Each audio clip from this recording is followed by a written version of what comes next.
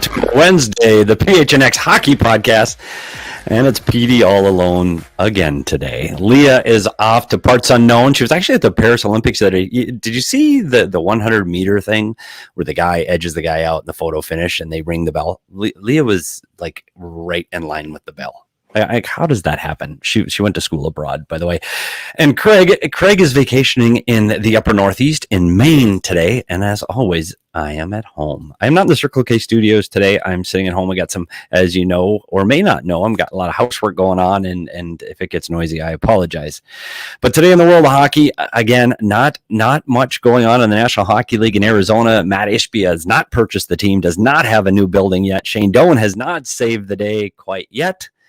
Hoping to hear more from that soon, meaning the next 5 years. But as of now, the hockey we're looking forward to in the Valley is the Arizona State Sun Devils. And I tell you what, it's 2 months away from opening night where they play Air Force, and then they're going to come back the following weekend and play the University of Michigan. We're going to talk all things hockey with ASU head coach Greg Powers. And I tell you what, if you're a hockey fan in the Valley, you better get excited about this, because if you saw yesterday on Twitter, season tickets for ASU hockey are sold out. That's correct. Season tickets are sold out. And I talked to Greg Powers this morning.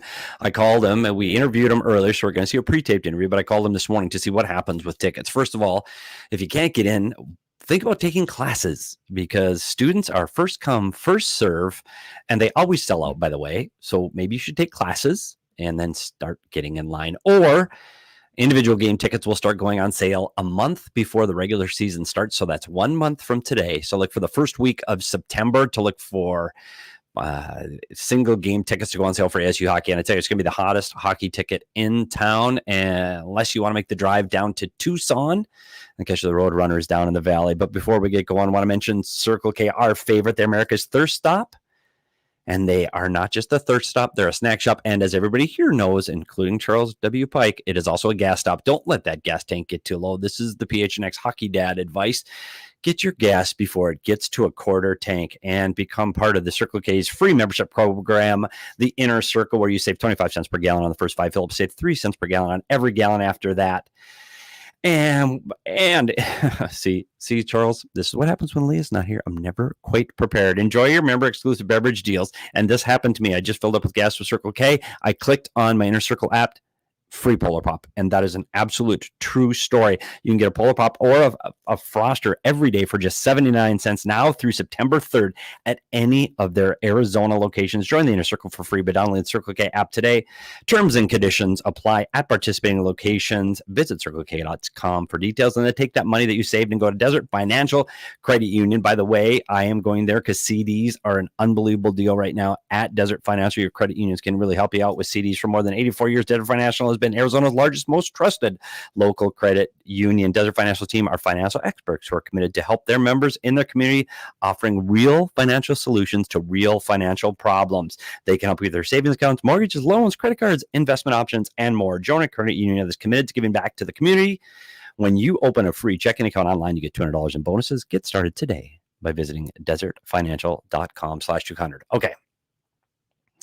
Yeah, Charles, 100 miles was way too low on the Circle K. So without further ado, we're getting ready. Let's talk ASU hockey, because I am truly excited. Everybody knows here I'm a big college hockey guy. I played college hockey. My dad was a college hockey coach, and I'm excited to see what this ASU Sun Devil team can do. And I believe in Coach Greg Powers. I tell you what, he's a motivational guy. If you don't get excited listening to this guy talk, I'm not sure you have a heartbeat. So without further ado, let's turn it over to Craig Morgan with ASU hockey head coach Greg Powers. Thanks for joining us today. And I got to ask, here we are in the middle of the heat in Arizona. So what has your summer looked like between recruiting, hiring a new assistant coach, preparing for the season, babysitting, running a coaching clinic, and trying to have a family life? What's it all look like for you? How have you put it all together? Our summers are so busy. Our summers are honestly more hectic than when we're in season, because at least when we're in season, wherever my team is, I'm at, right? So in the summer, I have, stuff with my daughter, a lot of stuff with my son that we go and travel and do, and tournaments, family trips, vacations. and then you tack on recruiting, and then you tack on obviously hiring a new coach. So it's been incredibly busy. I haven't been in Arizona that much with all the travel, and obviously with how hot it is. I don't complain about that. So it's you have to embrace the off season, the chaos of it, and the it's not very predictable. There could be things that come up a week's time that you don't know are coming up that you need to go and take care of, whether it's going to visit a kid and a family. And, so it's hectic, but it's fun. It's all part of the job. And we're excited. Now we're in August. It's going to settle down and we can focus on our season. How was that coaching clinic, by the way? And how was that progressed? It was really good. I think, there's about 60 local coaches that showed up, and it's something that we want to build and grow every year and really turn into a big time event for, to give back to our local hockey community. But we got rave reviews on it. All the speakers prepared incredibly well. And I think the topics were really well appreciated. But the feedback we received was all very positive. And again, it's just things that we need to do as a program as we move forward to give back to our hockey community. It stinks that we lost the NHL. Nobody's more upset about that than me. Trust me, it's not good for our hockey community. It's not good for the kids that play hockey here. But we're taking on the responsibility to continue to move the Rock forward as best we can, and to help develop the hockey community in every way possible. So it was really good. Next year, hopefully we can get Petey to speak at it. Yeah, I know. My summer kind of got away from me. We were just talking about the contractors and my house mess. I would really love to take part in that, especially with the local coaches. I think they the more guidance they can get. And the reality is, Greg, you are the big dog on the pile right now. And NASU has got an important role and a torch to carry in this hockey community. And I think it's very important that they do connect with local coaches. I think it's a great idea that you have got going there. Yeah, I would question the wisdom of having Petey speak well. yeah, I don't know how good that is. Value there is. Exactly. Kind of buried the lead here. You officially joined the NCHC on July 1, I believe, was the date that they actually put out that announcement. We've talked about this a lot in the past, Greg. Is this the final piece of the foundation that you needed in place to really take this program to the next level? Yeah, it is. I think the best analogy that I can use that I've used quite a bit in the last, year or two is really for 7 years, we were kind of fighting with both hands tied behind our back, right? We played in a community ice rink that sat 700 people, where the puck would hit the ceiling and asbestos would fall on the ice 3-4 times a game if we were lucky. And then we got Mullett, right? And one hand became untied, right? And we're doing this. And we made some big strides, beat programs like Minnesota and Denver, and won the Desert Classic here, and did some really good things, especially last season. And now we've kind of had that final hand untied, and we're fighting a fair fight. Where we are on a level playing field in every way, and you could even argue we have more to sell here than really anybody because of our uniqueness as an institution as it relates to college hockey. So we were recruiting at a level we've never recruited at before. We're in on conversations with literally anyone that we want to have conversations with. And that's reflected in our recruiting and in the kids that are committed. And today's August 1st. It's the first day where you can offer juniors in high school. We have one of the top centers in the country visiting today, who lands in about an hour. And that's just a kid that previously would never have visited if you're an independent program. And so the ability to develop those rivalries and to play, consistently against the best programs in the country, which we will do now, it's what kids want. They want to compete for championships and all those things. And so it's really exciting to kind of start this next chapter in our program in such a great league.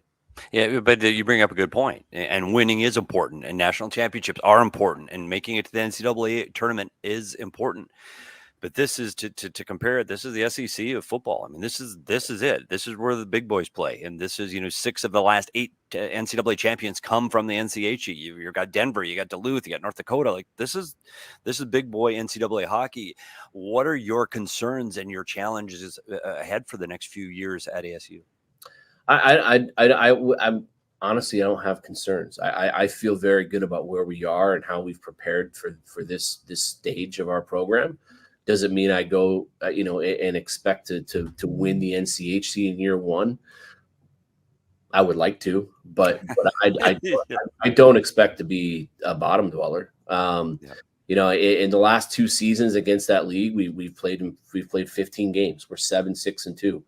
Generally, anybody that's at 500 or over is an NCAA tournament team in that league.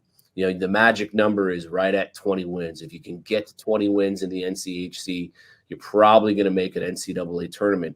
So we feel very good about where we are. Our roster is exponentially more talented than it's ever been.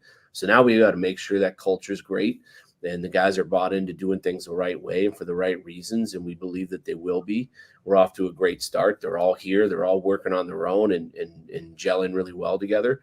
But our success against, really everybody these last few years, I think we're mentally ready for this challenge. And, we just take the last 2 years. We beat North Dakota in Vegas in front of 18,000 fans. Last year, we beat Denver at home. We beat Omaha for the Desert Classic. We went to CC, a very good hockey team, and beat them and tied them on the road. So, we feel ready for this challenge, and with the roster that we have, it's better than any we've had because we're going into the league. And that's what happens when, you have this to sell. You get Wisconsin's leading scorer, you get Penn State's leading scorer. And so the depth that we have to go into this season, we feel really good about. We understand that there's a lot of people out there that are going to say it's going to take time, and that's okay. We disagree. We're going to have a chip on our shoulder, and our time's now. Greg, the NCHC just released a new playoff format that will debut in 2027 when St. Thomas officially joins the conference, making it a 10-team conference. But even before then, 8 of 9 teams will make the playoffs. You've been just dying for this opportunity. Let's discuss that a little bit and what this means to actually have a conference postseason tournament. Yeah, I mean, I think, and even like some of the transfers that would come in and that played in leagues and then they played the independent schedule, they would always comment on, man, every weekend you're white knuckling, like every weekend you feel like you have to win. It feels like playoff hockey. So we don't want to lose that desperation that we go into every game with. But I think the adjustment for the staff and for, the guys that have been here, it's not the end of the world. You lose a game, you got to get right back to work because that light at the end of the tunnel is always there playing in a league. And you see like the best teams that have had success in the NCHC. Let's use the Minnesota Duluth, for example.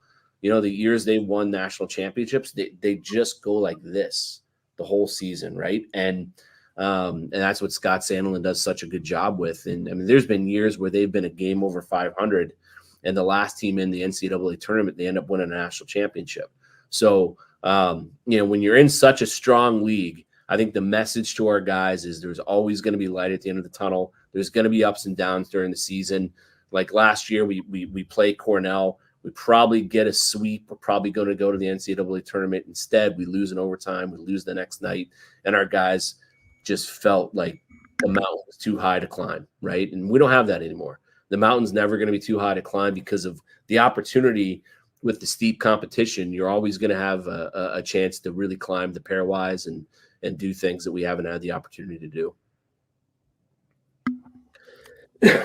Well, Craig, we talked about it a little bit before too, and we talked about the portal. And one thing, let's talk about some of the things you've done, additions and subtractions. And I want to talk about the portal specifically because we've talked on this show before. I have strong connections with a smaller university in Minnesota, Bemidji State. And unfortunately for Bemidji State, they're one of those universities that when the portal opens, their top players leave. And that's just kind of the nature of the business. And I think when you look at what ASU is doing at Arizona State and the Sun Devils now, when that portal door opens, guys are coming to ASU, and you've got some pretty big guys coming in through the portal.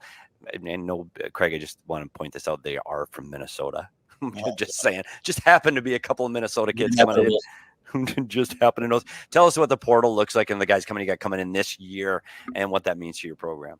Yeah, we've done a great job, utilizing the portal to build up our program, and going into the league, we made a decision. We wanted to go in old and experienced, and bring kids in that have been through the rigors of a conference schedule, and we did that. And the portal has been very good to us. We had I think you could say easily the most success in the portal out of any college hockey team this offseason. You had Cruz Lucius from Wisconsin, who his first 2 years was their leading scorer at a blue blood program like that. And he went in as a true freshman. It was their leading scorer. He's a 4th round pick. I think he's Pittsburgh's property now. He got traded, but so huge pickup, big, strong kid that can really score. Bennett Shimmick, another Minnesota kid who was at Providence, scored 13 goals as a freshman at Providence, big, strong power forward. Artem Schlein, 4th round pick out of New Jersey, captain of Northern Michigan, Michigan's leading scorer. Big, strong centerman that's just a great leader. Then Ryan Kerwin is 6'2", 205-pound power forward that can really rip a puck. He was the leading goal scorer at Penn State. So just those 4 forwards alone. Then you take Noah Beck, who was a 5th rounder with St. Louis, 6'3", 210 pounds, big, strong D, best D in probably the ECAC. These are all kids. These are 5 kids that, literally, could have gone anywhere they wanted out of the portal. And it's not an exaggeration. They could have gone anywhere they wanted. And so to get those 5 kids, and then you add, the Lucas Sillinger coming back for his 5th year, Ryan Dylan Jackson coming back for his 5th year. We're going to be a handful. So it's just now getting these kids to buy into a common, theme and what our culture is all about. And that's on me. And I'm very confident that we've already begun to do that. Those were not the only changes, obviously, with the program. Albie O'Connell is out for a great opportunity that we can talk about now with the Canadians. I know that meant a lot to him.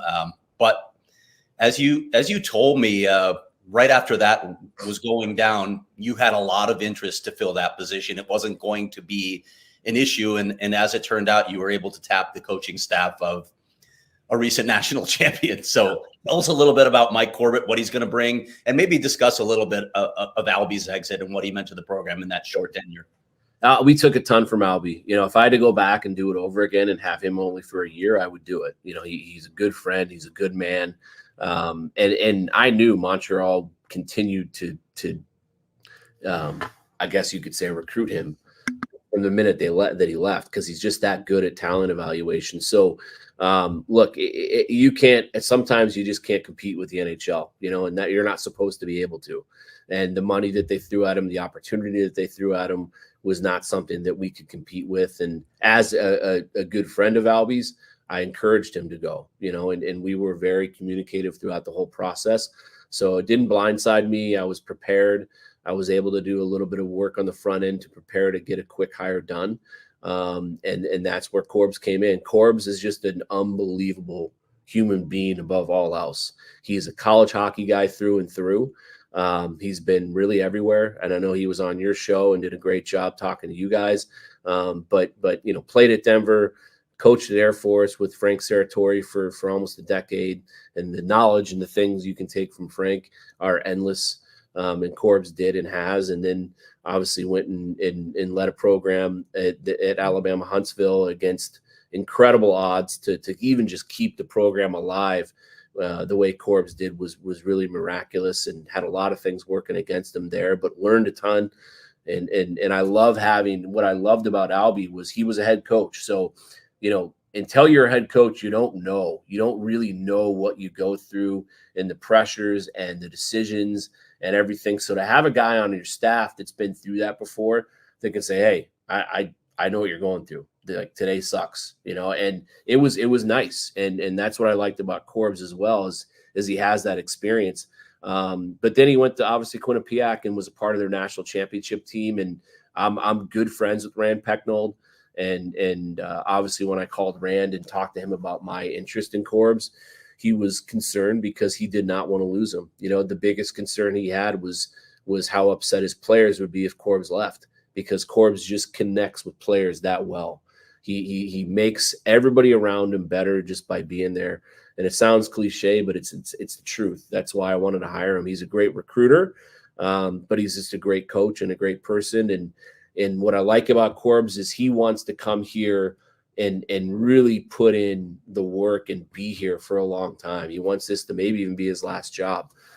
He's a West Coast guy. He loves the fact that he gets to move back to the West Coast and be a part of this league.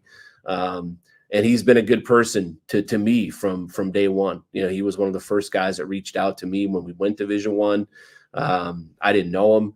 When I went to Naples a few weeks later and didn't know anybody, he picked me up, took me out for coffee, and we just shot the breeze and got to know each other and became friends. And he's a guy that we're going to enjoy being around every day, and he's going to make us better. Having played at the Yvonne Braun Civic Center in Huntsville, I think the challenge of trying to run a program down there. It's a wild experience. I want to read a quick text I got from Rand that just sort of backs everything that you said about Mike Corbett. This is Rand Pagnol, of course, the Quinnipiac head coach, and a guy I played against in college as well, who was a pain in the ass. Here's what he said. Excellent coach, well-rounded, can coach, can recruit, so well-liked by our players, elite character. What else do you need in a coach? That's Red Pagnol talking about Mike Corbett. So that speaks volumes about what you're getting. I got to ask, though, do you think in the end it was the wildlife in Arizona that actually drove Albie out of this state? It might have been. It might have been me harassing him about the wild. Like, I would send him pictures of bobcats on top of cars, snakes biting people, and he did not like the wildlife. But he's a city guy. He's an East Coast guy. Sometimes you got to move away to learn, you know, that's what you are. And we talk all the time. We talk 3 times a week. What's nice, the best thing about Albie is that he really did truly enjoy his experience here, and we were able to build an even better relationship. And he's going to be, you know, an amateur director of scouting in the U.S. and North America for Montreal. He's going to be in rinks. That's a good thing for us. Yeah. You know, and he's almost a free set of eyes, and he's invested because he made such an impact. He'll continue to stay invested in our program.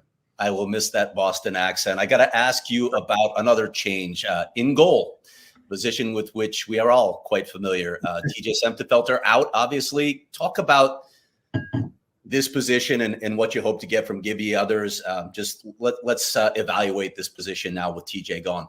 Yeah, you know, Gibby at the end of the day, Gibby won the job last year, you know, and about 3/4 of the way through the year, he took the TJ was in a rut for whatever reason, and Gibby took the reins and just didn't look back. I mean, he was 1/10 of a percentage away from leading the country in save percentage, you know, and he actually qualified for that award because he started enough games to do it. So he was tremendous. He earned everybody's respect and trust, and you know, TJ had 1 year left, and I think he wanted to look for a place where he felt more comfortable that he was going to get the lion's share of the starts. And he made a decision to leave. Kids have that option nowadays, and as a coach in a program that's embraced bringing kids in from other programs, when it hasn't happened a lot, but when you do have a kid that wants to go find another opportunity, that's their right. You can't take it personally. You have to support them and wish them all the best. And we do wish TJ all the best, just not when North Dakota's here at Mullett in January. So, but we feel very good about where we're at with goaltending. We brought in a really good goaltender from UMass Lowell and Luke Pavicic, who's seasoned, and he's had starting, you know, he's been a starter in Hockey East a couple of years and has done very well. He's a great kid. He's a good leader. He's going to be a really good guy for Gibby to lean on with his experience. But the depth will be there. And then next year we have an unbelievable goalie committed. He's actually signed, so I can talk to him, but he's going to be back in Sioux City this year, and he'll be Slovakia's starter for the World Juniors. Jeez. Sam Urban. So he's a really good goalie. He's probably ready to be here now, but the longer you can get goalies to season and develop before you bring them in, the better off they are. So we're really well set in goal. Can you pronounce his name so that we don't have to call Redeem Verbata and ask him? Samuel Urban. Urban, okay. Wait, you talked about seasoned goaltenders. Just throwing it out there. I might have a year left of eligibility. I think I'd have to check with the. Speedy, I love you. I've seen videos. I'm good. Yeah, there are no butterflies or reverse VH. It's going to be a lot of skate saves. I promise. Okay, let's talk. We talked about how this program has progressed over the years, and your ability to get, good caliber recruits. But now we look at a player that's coming this summer that we can say is a blue chip recruit. And this kid has got a pedigree from Minnesota. Again, the pedigree is he's from Wisconsin, but his mom is from Minnesota. Just throwing it out there. But he's a blue chip recruit. And let's talk about Cullen Potter and how did that happen? Because he had committed somewhere else. How does Cullen Potter, one of the top players and top recruits in the country, end up at ASU? Well, we needed there was going to be a first at some point, right? And we had a lot of conversations with kids like him and kids of his caliber, and you end up at the 11th hour, just finding kids not wanting to take that leap and be the first really blue chip kid to go be a Sun Devil. So we had a good recruiting experience with him when he was open and he went on the market. Obviously, he ended up committing to Michigan State.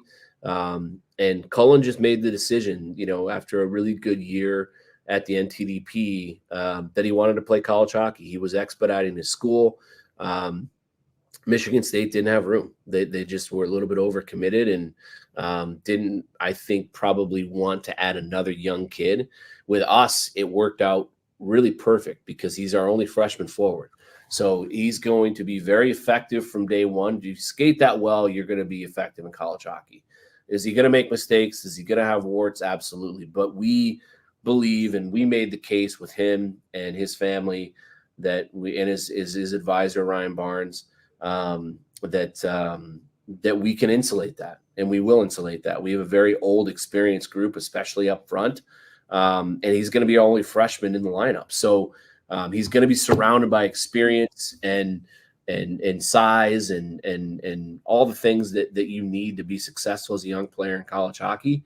And the more we spoke, the more we laid out the opportunity and what that was going to be for him, what the development plan for him was going to be, how we were going to do things every day with him to get him ready and obviously, up his draft stock as much as possible.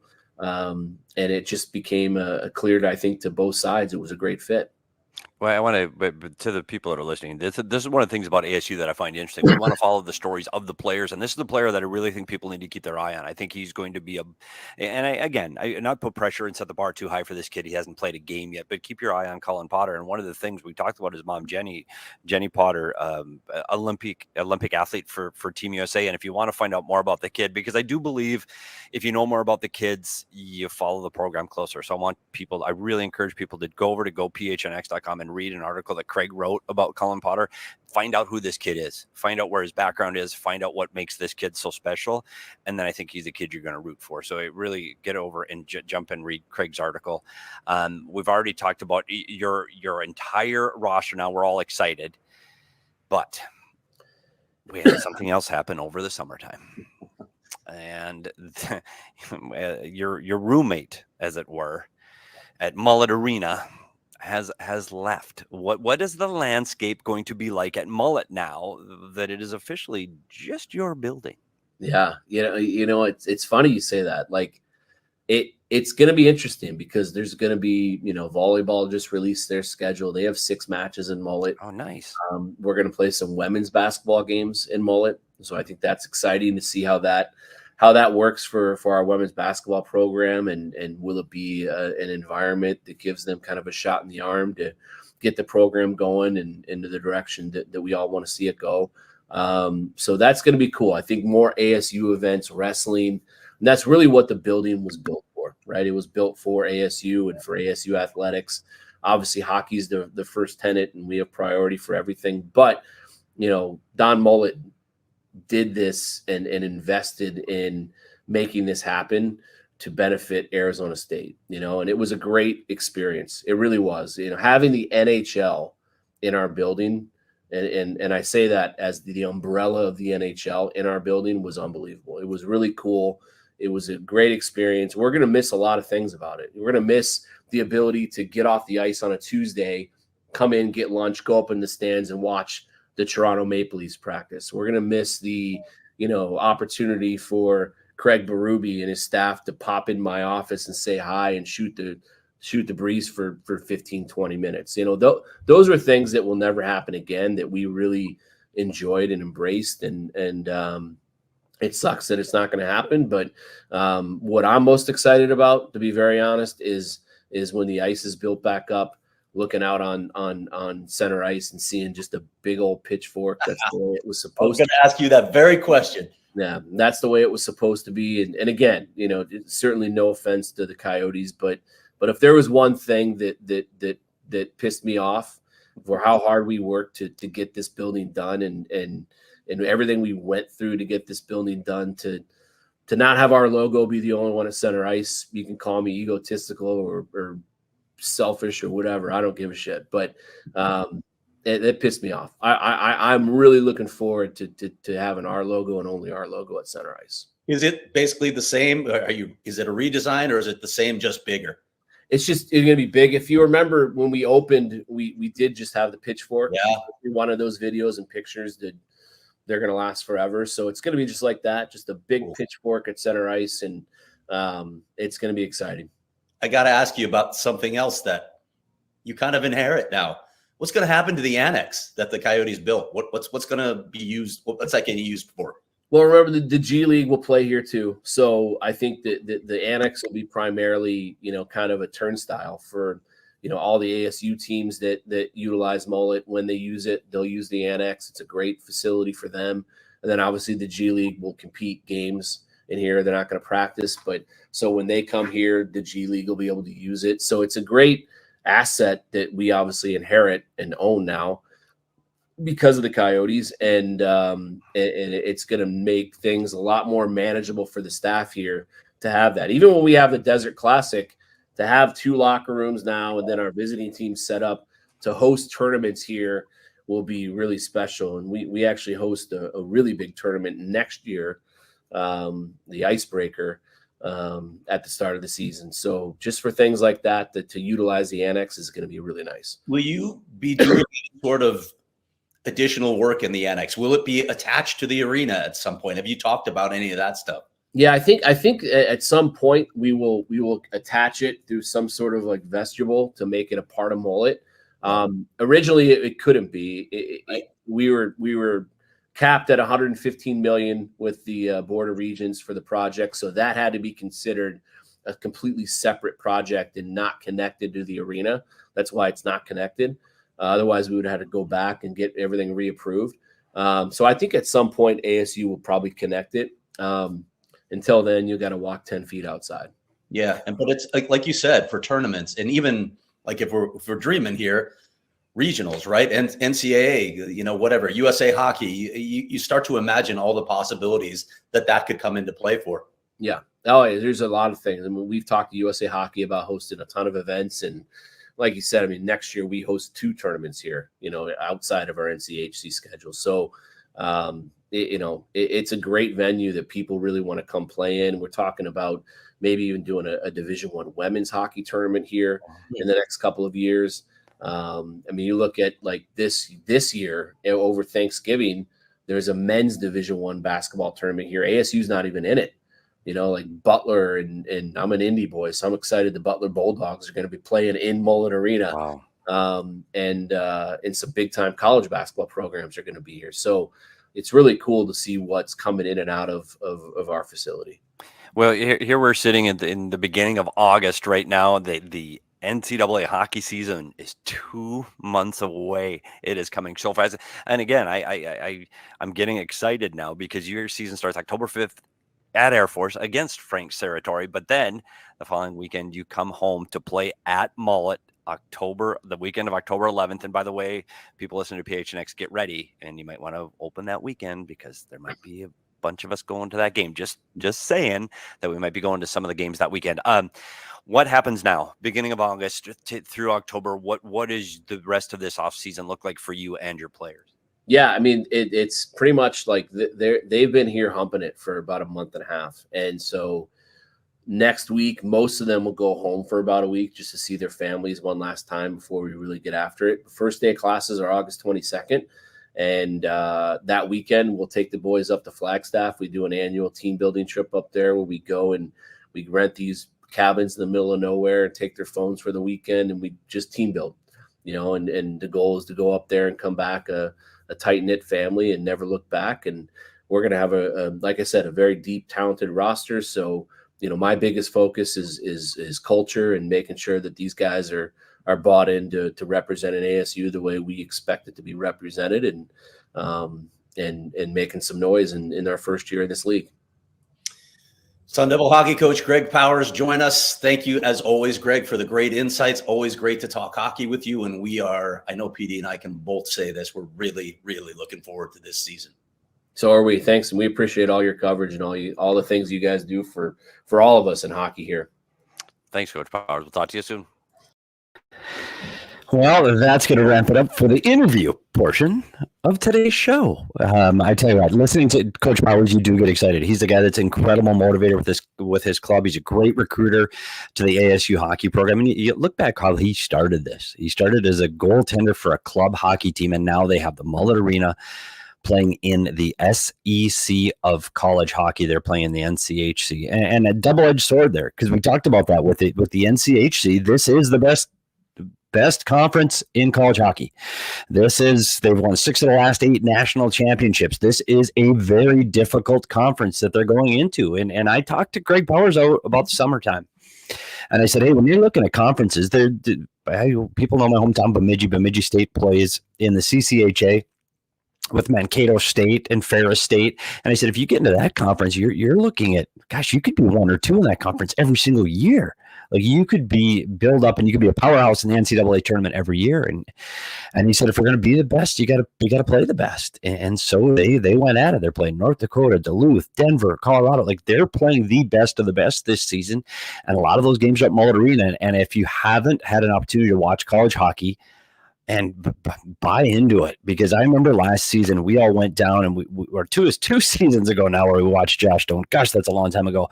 Where we watched Josh Doan play the first game in Mullett Arena and gets that goal. That excitement and that level that you get inside Mullett Arena, you might have been doing a Coyote game there, but it's nothing like what you get in college. It's nothing like that college with the college student atmosphere, and you're playing college rivals. It's something special. And right now, we talked about season tickets being sold out, so be on the lookout for those single game tickets. They're going to go sale in the beginning of September. And I know we talked about diehards here a lot. Keep an eye, diehards. There might be something coming on the Saturday against the University of Michigan that weekend of the 11th and 12th. Keep that Saturday open. That's all I'm going to say. Saturday the 12th, might want to keep it open, because there might be something going on with the PHNX diehards heading to Mullett Arena, but can't say for sure right now. So just keep your schedule open and definitely become a diehard.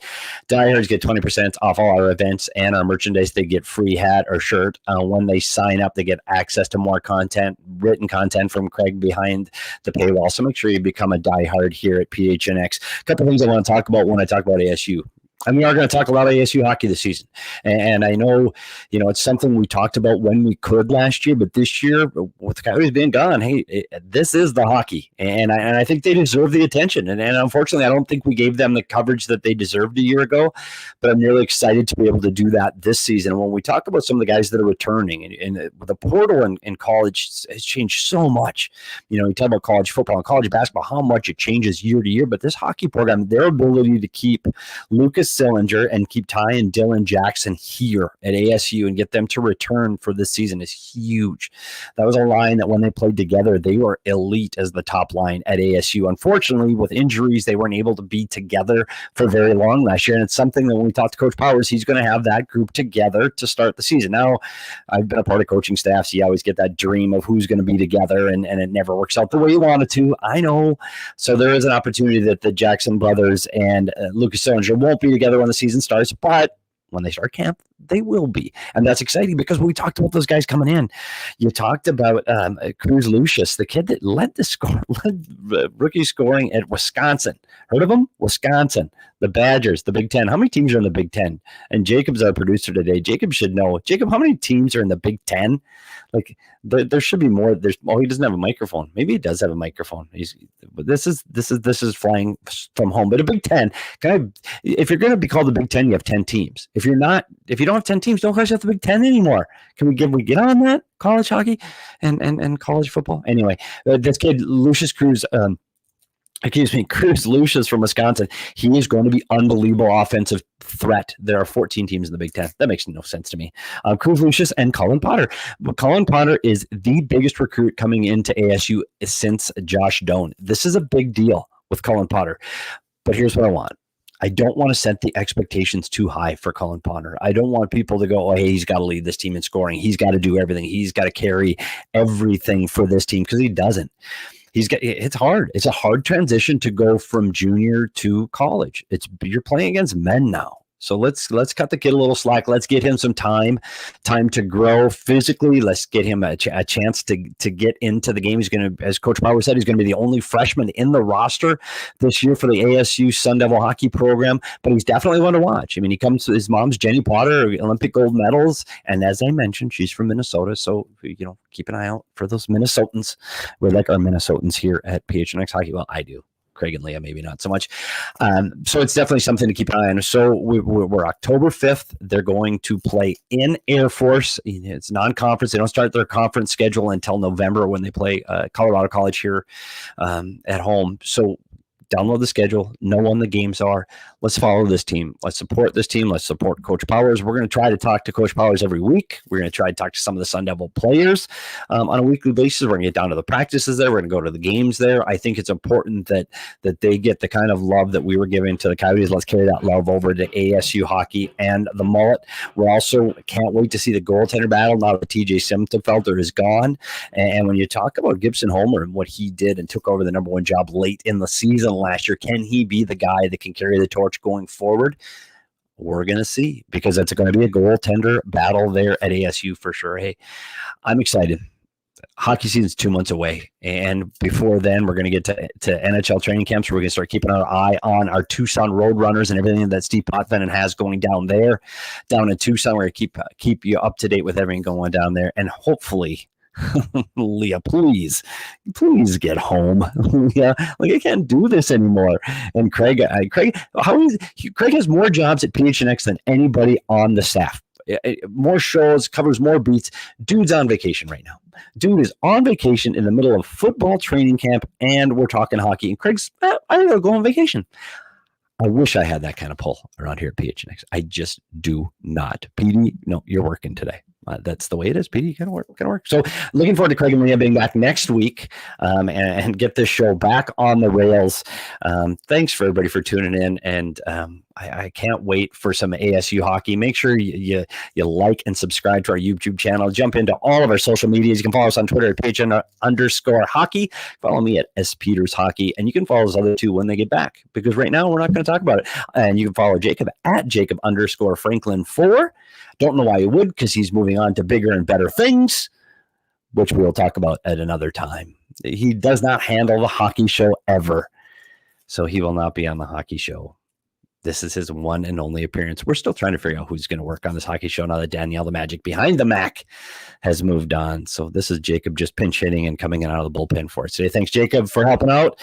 Everybody, thanks for tuning in and finding out a little bit about ASU hockey. Make sure you follow that team. We're going to be here to guide you along the entire route. As always, I'm Petey, and until next time, we'll see you at the rink. We all silly like the mayor.